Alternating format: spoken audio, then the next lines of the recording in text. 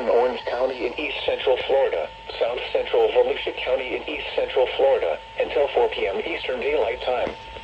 At 3:09 p.m. Eastern Daylight Time, a severe thunderstorm was located over Union Park or over University of Central Florida, moving northeast at 35 miles per hour. Oh no, this one, sorry. Miles per hour wind gusts. And then I got one for Highlands down here. Might go for Brevard like a tiny bit. Locations impacted include Deltona, Sanford, Uh-oh. Altamont Springs, Oviedo, and Winter Springs. Oviedo. For your protection, move to an interior room on the lowest floor of a building.